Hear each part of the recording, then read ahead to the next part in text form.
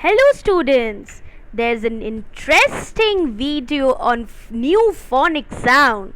Let us see. What is the sound? The sound is U.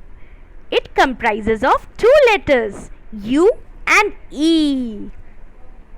So action of the sound U is you just need to finger out and take out your first finger and show and take out the sound U. U. You just need to point and say U. Now it's story time.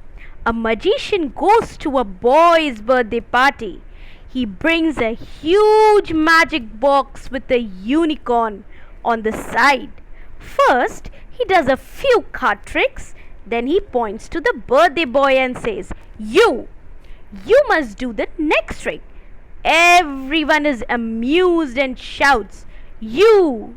The boy waves the magic wand and cries, You! You! You!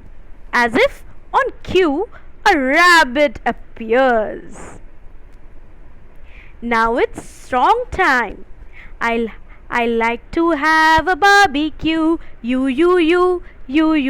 I like to have a barbecue with you and you. Now let us read few words which has you in them. Blue, true, flew, glue. So all these words has the sound of you. Thank you.